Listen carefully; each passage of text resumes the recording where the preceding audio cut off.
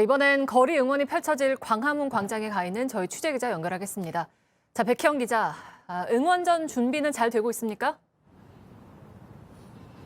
네, 축구 팬들은 본격적인 응원전이 시작되는 자정부터 이곳에 모일 것으로 보입니다. 지난 포르투갈과의 경기 때에는 17,000명이 모였는데요. 오늘은 16강전인 만큼 서울시는 2만 명까지도 모일 것으로 보고 있습니다. 안전에도 신경을 쓸 수밖에 없는데요. 오후엔 서울시 관계자들이 한 차례 점검을 나오기도 했고요. 응원이 시작되면 경찰 460명이 투입돼 질서 유지를 할 예정입니다. 네, 이렇게 추운 새벽에 거리 응원을 하는 것도 처음일 텐데 광장에 추위를 피할 만한 곳들이 좀 있습니까? 네, 경기가 열리는 새벽 4시에는 기온이 영하 3도까지 떨어집니다. 광화문에 나오는 분들은 방한복을 단단히 챙겨 입고 핫팩과 담요, 방석도 준비하시는 게 좋겠습니다. 서울시는 세종대왕상 옆에 추위를 피할 수 있는 공간을 마련했는데요. 텐트를 이어붙여서 난방 기구를 두고 응급 상황에 대비할 구급 인력도 배치했습니다. 네, 그리고 막차 시간을 늦춘다는 얘기도 있었죠? 네, 광화문역을 지나는 지하철 5호선의 막차는 새벽 2시까지 운행됩니다. 평소보다 1시간 더 연장된 건데요. 경기가 끝난 뒤에도 배차를 늘립니다. 출근하는 시민들과 해산하는 인파가 겹치지 않게 하겠다는 건데요. 아침 6시 전후로 2, 3, 5호선을 2차례씩 늘릴 예정입니다. 네, 잘 들었습니다. 백희영 기자였습니다. 네, 지금부터는 화물연대 파업 소식을 전하겠습니다. 오늘로 파업에 들어간 지 12일째입니다. 강대강 대치만 계속되고 있는데 최근 윤석열 대통령은 화물연대 파업에 대해 북한 핵 위협과 마찬가지로 원칙적으로 대응해야 한다고까지 말한 것으로 알려졌습니다. 민주노총은 오늘부터 건설노조가 파업에 들어갔고 내일 총파업을 준비 중입니다. 먼저 정인아 기자입니다. 공정거래위원회 조사관들이 다시 화물연대 사무실을 찾았습니다. 지난주에 이어 두 번째입니다. 그러면 오늘까지도 조사를 진행 안 하실 예정이신가요? 강제 수사하시는 건가요, 지금? 경찰과 같이 온다고 했고 지금도 주변에 경력이 깔려 있는 것으로 저희가 들었습니다. 결국 조사는 무산됐습니다. 국토부도 오늘부터 업무 개시 명령서 이행 여부에 대한 조사를 시작했습니다. 운송업체 44곳, 화물노동자 455명이 대상입니다. 윤석열 대통령도 나서 압박 수위를 높였습니다. 북한 핵 위협과 마찬가지로 원칙적으로 대응해야 한다고 말한 것으로 알려졌습니다. 화물연대도 물러서지 않았습니다. 민주노총 산하의 건설노조는 오늘부터 시멘트 타설을 멈추며 지지 파업에 들어갔습니다. 내일은 전국에서 동시에 집회를 열며 총파업에 들어갑니다. 화물연대는 또 국가인권위원회에 정부의 업무 개시 명령이 반헌법적, 반인권적 조치라면서 개입해달라는 내용의 요청서도 냈습니다. JTBC 정인아입니다. 국제노동기구 즉 ILO가 우리 정부에 공문을 보냈습니다. 공문 내용은 정확히 알려지지 않았지만 현재 화물연대 파업 사태와 정부 대응과 관련해 ILO 협약에 어긋난 것은 없는지 정부 입장을 물어본 것으로 추정됩니다. 정부는 일단 ILO가 관례적으로 의견을 물어본 것뿐이라는 입장입니다. ILO의 국제협약은 무엇이고 쟁점은 무엇인지 성화선 기자가 짚어드립니다. 이번 화물연대 파업과 관련이 있는 건 국제노동기구 ILO 협약 중에 29호와 87호입니다. 29호는 강제노동을 금지하고 87호는 결사의 자유를 보호하는 내용입니다. 먼저 29호를 살펴보겠습니다. 업무 개시 명령이 예외인 비상 상황에 해당하는지가 쟁점입니다. 전쟁이나 재해, 재난 또는 생존을 위태롭게 하는 상황이 발생했을 때를 비상 상황이라고 합니다. 정부가 주장하는 경제 위기는 여기에 포함되지 않습니다. 위반 소지가 있는 겁니다. 이번엔 87호를 살펴볼까요? 전문가의 이야기를 들어보시겠습니다. 노동자의 개념을 굉장히 넓게 보고 있습니다. 해고 근로자 또는 실업 중의 사람들까지 다 포함되기 때문에 포괄적으로 노동자로 인정을 하고 있습니다. 그래서 이제 87호 협약을 위반했을 소지도 있다고 봅니다. 다만 ILO의 권고는 말 그대로 권고입니다. 구속력이나 강제력이 없습니다. 물론 권고를 이행하지 않으면 국제적으로 노동후진국이라는 오명을 쓸 수 있습니다. 또 권고가 나오기까지 수개월에서 1년이 넘게 걸리기도 하기 때문에 실효성이 있을지는 두고 봐야 합니다. JTBC 성화선입니다. 예, 화물연대 파업으로 서울 주유소 10곳 가운데 1곳꼴로 기름이 떨어진 것으로 나타났습니다. 시내에 있는 주유소는 아무래도 탱크도 작기 때문에 더 빨리 떨어지는데요.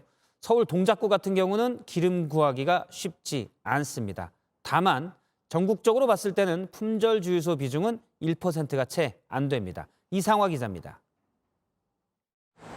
품절 주유소가 늘었다는 소식에 기름을 가득 채우는 소비자가 많아졌습니다. 그러면 오늘도 얼마나 채우나요? 거의 가득. 많이 채워놓으면 좋을 것 같습니다. 반대로 단골 주유소에 기름이 들어왔을까 들렸다가 품절 공지에 차를 돌리는 소비자도 있습니다. 원래 여기 맨날 오는데 저번 주에도 품절이라고 적혀 있었고 혹시나 해서 왔는데 또 서울의 경우 전체 10곳 가운데 1곳꼴로 기름이 떨어졌습니다.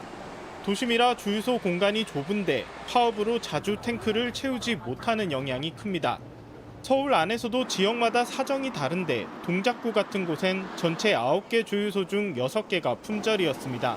저희는 탱크가 작고 판매량이 많기 때문에 한 차 들어와도 하루 반 정도밖에 없어요. 빨리 떨어진 주유소들이 있는 바람에 저희한테 또 몰려가지고. 다만 전국의 품절 주유소는 96개로 전체 주유소의 1%가 채 안 되고 증가폭도 둔화됐습니다. 정부는 일단 정유 수급이 고비를 넘겼다 보면서도 정유 분야에도 업무 개시 명령을 내릴지 내일 판단하기로 했습니다. JTBC 이상화입니다. 국정원이 최근 보안 규정을 개정해 국정원의 신원조사 대상을 넓혔습니다. 특히 대통령이 비서실장을 통해 국정원의 신원조사를 요청하는 조항도 만들어졌는데요. 과거로 돌아가 국정원이 사실상 인사검증을 하는 것 아니냐는 우려가 나왔습니다. 최규진 기자입니다.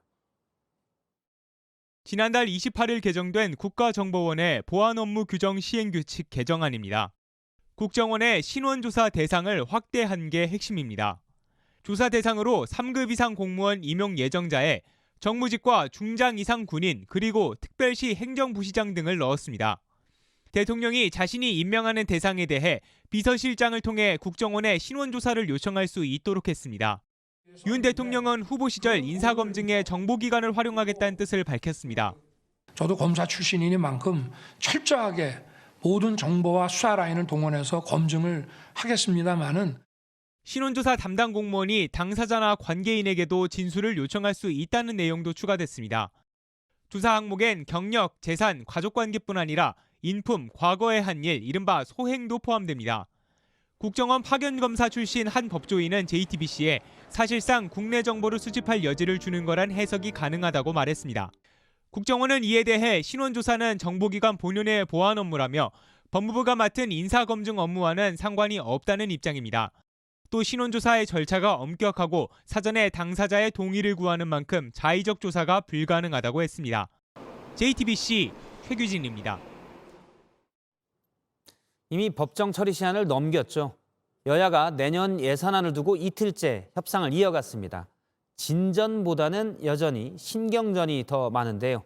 여기에 이상민 장관 해임 건의안까지 맞물려 이번 정기국회 안에 못 끝내는 것 아니냐 이런 우려도 나옵니다. 신혜원 기자입니다.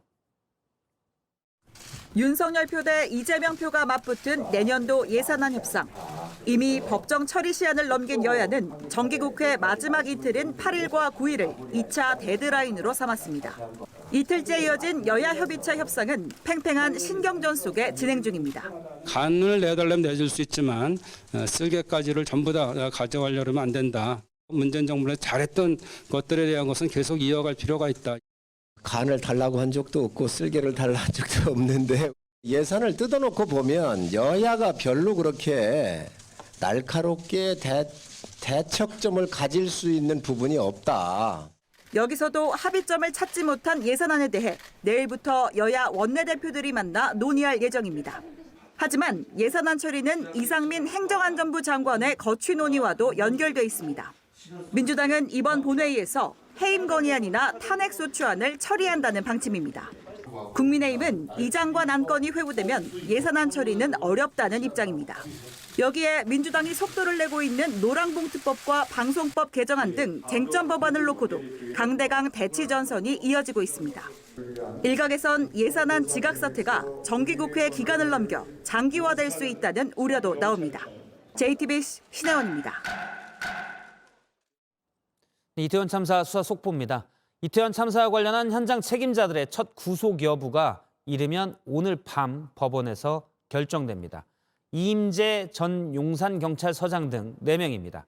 경찰은 또 지하철 이태원역에서 무정차 통과를 하지 않은 것도 참사의 주요 원인으로 보고 검토 지시를 묵살한 현장 소장도 수사하기로 했습니다. 조혜연 기자입니다. 참사 당일 저녁 6시부터 4시간 동안 이태원역 1, 2번 출구로 쏟아져 나온 인파는 약 4만 명 이상으로 추산됩니다. 하지만 인파 관리에 필요한 조치가 없었습니다. 경찰특별수사본부는 당초 서울교통공사 윗선에선 이날 무정차 통과를 검토하라고 현장에 지시했던 것으로 파악했습니다. 이를 동묘 영업사업소장 이모 씨가 묵살한 것으로 조사됐습니다. 특수본은 이 씨를 피의자로 입건해 배경 등을 조사할 예정입니다. 또 최재원 용산보건소장도 참사 당일 동선을 허위로 작성한 혐의로 피의자가 됐습니다. 오늘까지 특수본 수사선상에 오른 피의자는 모두 21명입니다. 이들 중 특수본이 처음으로 구속영장을 신청한 이임재 전 용산서장 등 경찰 4명에 대한 법원의 판단이 이르면 오늘 밤에 나옵니다. 이 전 서장 등은 사고 전후 대처를 소홀히 한 혐의를, 박성민 경무관 등은 위험 예상 보고서를 삭제, 은폐했다고 각각 의심받고 있습니다. 오늘 결과에 따라 향후 특수본 수사의 방향과 속도가 정해질 것으로 보입니다. 한편 특수본은 최성범 용산소방서장과 박희영 용산구청장에 대한 구속영장 신청도 검토 중입니다. JTBC 조혜연입니다. 대장동 지분에 민주당 이재명 대표 측 몫이 있었느냐를 두고 남욱 변호사와 김만배 씨가 거듭 충돌하고 있습니다. 취재 결과 남 변호사는 김 씨가 이재명 대표와 운명을 함께할 수밖에 없다는 말을 했다, 이렇게 검찰에 진술한 것으로 파악됐습니다. 김 씨 측은 남 변호사의 주장들은 들은 얘기를 토대로 한 추정일 뿐이라는 입장입니다. 연지환 기자입니다. 남욱 변호사는 미국에 머물던 지난해 9월에 김만배 씨로부터 전화를 받았다고 검찰에 진술한 것으로 파악됐습니다. 김 씨가 이재명과 운명을 함께할 수밖에 없다며 너도 고민을 해보라고 말했다는 겁니다. 당시는 검찰이 대장동 의혹을 수사하기 시작했을 때로 민주당에서는 대선 경선이 진행 중이었습니다. 남 변호사가 김 씨와의 통화를 검찰에 언급한 건 자신의 주장에 힘을 싣기 위한 것으로 풀이됩니다. 남 변호사는 대장동 지분에 민주당 이재명 대표 측 몫이 있었다고 주장하는 반면 김 씨는 지분 약속을 한 적이 없다며 충돌하고 있습니다. JTBC는 김 씨 측에 당시 통화와 관련해 물었지만 구체적인 답을 듣지 못했습니다. 반대로 김 씨 측은 남 변호사의 주장들은 들은 얘기를 토대로 한 추정일 뿐이라고 반박하고 있습니다. 오늘 재판에서도 김 씨가 로비를 위해 받아갔다는 돈이 실제 해당 인물들에게 전달됐는지 확인했느냐고 따져 물었고 남 변호사는 확인하지 못했다고 답했습니다. 또 남 변호사가 기존 진술을 번복했다고 강조하며 신빙성에 문제를 제기하고 있습니다. JTBC 연지환입니다. 대전시에 이어 충청남도 그리고 여당 핵심 인사까지 이제는 실내 마스크를 벗을 때라는 입장을 내놨습니다. 방역당국은 아직은 안 된다고 밝혔습니다. 정부와 여권이 이렇게 서로 다른 입장을 성급하게 내놓는 게 혼란만 키울 수 있다는 지적도 나옵니다. 윤영탁 기자입니다. 대전시가 먼저 실내 마스크 해제에 불을 붙였습니다. 카페나 음식점에 가면 다 마스크 벗고 식사하고 차 마시는데 또 다 마시고 나서 마스크 쓰는 것도 상당히 원칙에 맞지 않는 일인 것 같고. 충청남도도 같은 입장을 내놨습니다. 여당 원내대표를 지냈던 권성동 의원도 합리적인 대책을 마련해야 한다고 했습니다. 방역 당국은 아직은 때가 아니라고 반대 입장을 분명하게 밝혔습니다. 억울한 죽음과 억울한 고생을 하게 되는 고위험 계층들에 대한 혹시라도 누군가 책임을 져야 되지 않겠느냐. 7차 유행은 시작됐지만 최근 확산세는 주춤합니다. 방역당국은 내년 봄 일상 회복을 위해서라도 실내 마스크 같은 마지막 방역 조치들이 있어야 이번 겨울을 잘 넘길 수 있다고 보고 있습니다. 지자체가 개별적으로 나서는 것들에 대해서는 이게 방역 정책의 그 신뢰성이라든지 일관성의 측면에서는 조금 문제가 있을 수 있다. 방역당국은 오는 15일 전문가 토론회를 시작으로 실내 마스크 해제를 위한 의견 수렴을 시작합니다. JTBC 윤영탁입니다. 수업을 마치고 집에 가던 초등학생이 학교 바로 앞에서 만취한 운전자 차량에 치여 숨졌습니다. 인도가 따로 없는 1차선 도로였는데 여기 위험하니까 인도를 만들거나 안전조치를 해달라는 요청이 몇 년 전부터 있었던 곳입니다. 윤정주 기자입니다. 서울 청담동의 한 초등학교 앞입니다. 지난일 오후 5시 방과 후 수업을 마치고 나오던 9살 A군은 횡단보도를 건너다가 음주운전 차량에 목숨을 잃었습니다. 사고가 난 길입니다. 초등학교 문을 나서면 이렇게 인도 없이 바로 도로가 나옵니다. 길도 가파르게 경사가 져서 더 위험한데 교통단속 장비도 없습니다. JTBC가 피해자 아버지를 만났습니다. 학교와 학부모가 이미 위험성을 알고 여러 차례 구청에 안전조치를 요구했었다고 말합니다. 전에 18년 때부터 지속적으로 인도를 만들어달라, 그다음에 카메라를 설치해달라, 그리고 스쿨존 바닥 도색해달라는 얘기는 꾸준히 했다. 구청은 이에 대한 취재진의 질문에 해당 도로 폭이 좁아 일방통행 도로로 지정해야 보도를 만들 수 있는데 주민 반대로 무산됐다고 밝혔습니다. 사고 후에도 위험하긴 마찬가지입니다. 우리 아이의 죽음이 헛되지 않기 위해서는 이 지역뿐만 아니라 서울 또는 전국에 이런 부족한 스쿨존 환경이 개선되어야 된다고 생각합니다. JTBC 윤정주입니다. 교사의 수업 등에 대한 평가를 남기는 교원 평가에 학생들이 성희롱 글을 적었습니다. 교사 노조는 아예 교원 평가를 없애자고 주장하고 교육부는 그럴 순 없고 개선하겠다고 밝혔습니다. 이한주 기자입니다. 지난달 마무리된 세종시의 한 고등학교 교원 평가 내용입니다. 학생들이 선생님에 대한 평가를 쓴 것 중 하나입니다. 신체 일부를 언급하며 비하합니다. 기쁨조를 하라는 글도 보입니다. 욕설도 붙였습니다. 학생 2명이 모두 4명의 교사에게 이런 글을 썼습니다. 평가는 익명으로 이루어졌습니다. 그래서 학교와 교육청은 조사와 처벌이 어렵다는 입장입니다. 해당 교사들은 아무런 대책 없이 다시 교실에서 수업을 해야 하는 겁니다. 교원 평가가 논란이 된 건 이번이 처음이 아닙니다. 특히 서술식 답변에 문제가 많았습니다. 교육부는 지난해 부적절한 문구가 있으면 교사에게 전달되지 않도록 시스템을 바꿨습니다. 하지만 이번엔 단어 사이에 숫자나 기호를 써서 피했습니다. 교사단체는 매년 연말이면 교사들이 합법적인 악플에 시달린다고 강조했습니다. 익명성이라는 점 때문에 이런 피해 성희롱, 인격 모독은 교원 평가가 있는 한 계속될 수밖에 없다고 생각합니다. 그래서 교원 평가를 폐지하는 게 답이다라고 생각합니다. 교육부는 교원 평가에 긍정적인 부분도 있다며 시스템 개선 방안을 논의하겠다고 밝혔습니다. JTBC 이한주입니다.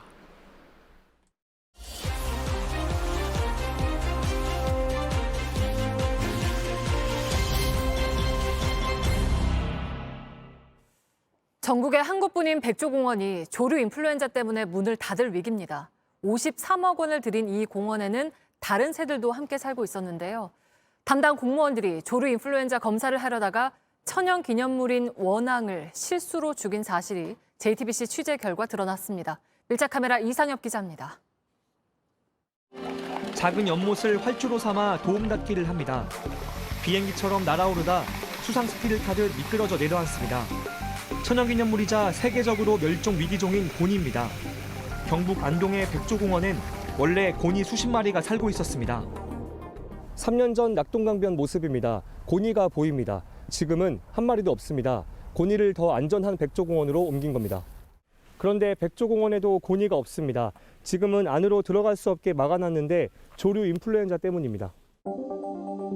연못은 텅 비었고 실내 사육장에 곤이 2마리만 보입니다. 최근 13마리 중 11마리가 전염성 높은 조류 인플루엔자에 감염된 걸로 확인돼 모두 살처분했기 때문입니다. 그런데 백조공원엔 곤이만 있던 게 아닙니다. 공무원들이 공원 안 새장에 무언가 넣고 여러 번 짐을 나릅니다. 곤이와 함께 있던 원앙을 다른 곳으로 옮기는 겁니다. 원앙은 국내에서 나고 자란 천연기념물이자 보호종입니다. 11마리인데 그 호텔 가지고 오늘 보낼 거예요. 상태가 좀 어때요? 내성이 강해요. 잘 안 나타나요. 하는데요. 역시 사연도 그 특이사항이 없었어요? 특이사항은 없었습니다. 다 어디 있어요 지금? 지치해가지고 격리시켜서 따로 이제 밥을 주고 있죠. 하지만 취재 결과 사실이 아니었습니다. 원앙 중 일부가 사라진 겁니다. 백조공원의 또 다른 천연기념물인 원앙은 어디로 갔을까? 안전한 곳에서 보호하고 있는지 더 알아보겠습니다. 격리 중에 그 결과를 기다리고 있어요. 백조공원 안에 잘 있어요? 11마리요? 네. 아니요. 3마리는 배송했고. 공무원들이 원앙도 조류 인플루엔자에 걸렸는지 검사하려다 11마리 중 3마리를 실수로 죽인 겁니다.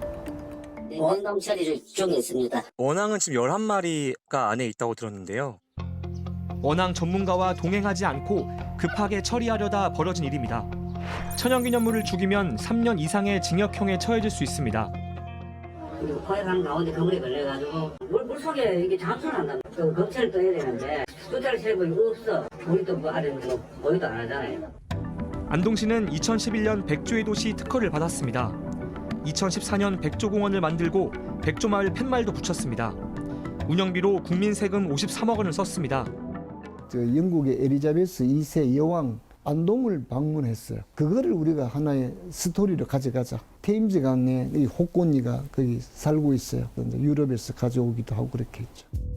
환경부와 문화재청은 백조공원을 더 운영할 수 있을지 검토 중입니다. 또 원앙이 죽게 된 과정도 조사해 책임을 물을 방침입니다. 고니의 흰 날갯짓은 불과 8년 만에 멈춰버렸습니다. 천연기념물은 기념하는 게 아니라 보호하는 겁니다. 백조공원이 과연 누구를 위한 곳이었는지 생각해봐야 할 겁니다. 밀착 카메라 이상혁입니다. 네, 이어서 기상센터 연결하겠습니다. 자, 이재승 기자. 지금 우리는 겨울이지만 월드컵이 열리는 카타르는 한여름 날씨잖아요. 근데 우리 대표팀이 16강전을 치르는 경기장에는 에어컨 시설이 없다면서요? 네, 그렇습니다. 하지만 먼저 우선 저는 이 머플러를 오늘도 하고 나올 수 있어서 정말 기쁘고요. 앞으로도 계속해서 차고 나올 수 있으면 좋겠다라는 말씀부터 드리겠습니다. 자, 16강의 결전지는 974 스타디움이라고 하는데요. 이 974라는 숫자는 카타르 국제전화 번호기도 하고 또 이 스타디움에 쓰여진 알록달록한 이 재활용 컨테이너 개수 974개를 말하기도 합니다. 친환경을 염두에 두다 보니까 이번 월드컵 경기장 중에는 유일하게 에어컨 시설이 없습니다. 자, 경기가 시작되는 시간 카타르 도하의 날씨를 보면 기온을 볼 때 24도가 예상되고요. 습도는 61%가 전망되고 있습니다. 에어컨 대신에 이 바다에서 불어오는 해풍이 이 경기장에 냉방을 하는 그런 구조로 되어 있는데요. 습기를 머금은 해풍 탓에 경기장의 습도는 이보다는 훨씬 더 높을 것으로 전망됩니다. 같은 온도라도 습도가 높으면 더 덥게 느껴지는데요. 땀의 증발을 막아서 체온을 낮추는 걸 방해하기 때문입니다. 게다가 물은 공기보다 더 열을 잘 전달하기 때문에 4만 명이 넘는 관중이 뿜어내는 열기에 경기장 안은 뜨겁게 달아오를 것으로 보입니다. 자, 이런 어려움 속에서도 우리 태극전사들은 멋지게 잘 할 거라 믿습니다. 자, 카타르 날씨와 다르게 우리나라 날씨는 정반대의 날씨를 보이겠습니다. 경기가 치러지는 내일 새벽 4시 영하 3도가 예상이 됩니다. 서울 광화문의 기온인데요. 지난 3차전 때와 비슷하거나 약간 더 추울 것으로 보입니다. 네, 알겠습니다. 자세한 내일 날씨도 전해주시죠. 네, 이 내일 낮부터는 추위의 기세가 한결 누그러질 것으로 전망이 되고요. 다만 출근길에 중서부 지역을 중심으로 비나 눈이 오는 곳이 있겠습니다. 예상 적설량으로 살펴보면 이 경기 남부 쪽과 충청도 쪽에는 최고 5cm의 눈이 내릴 것으로 보이고 서울은 1cm 미만의 눈이 쌓이는 곳이 있겠습니다. 내일 아침 기온은 서울과 대구가 영하 3도로 오늘보다 2, 3도 높겠고 낮 기온은 서울 5도, 대전 6도 등으로 오늘보다 3, 4도 오르겠습니다. 자, 기온은 갈수록 상승세를 보이면서 남은 한 주 큰 추위는 없겠습니다. 지금까지 기상센터였습니다. 네, 매주 월요일은 뉴스룸 D가 있는 날이죠. 내일 새벽에 열리는 우리 대표팀과 브라질의 16강 경기를 박민규 기자와 함께 짚어보겠습니다. 네, 매주 금요일에는 시청자와 함께하는 오픈 뉴스룸이 있죠. JTBC 홈페이지에서 누구나 신청할 수 있습니다. 오늘 준비한 뉴스룸은 여기까지입니다. 저희는 내일 또 뵙겠습니다. 고맙습니다.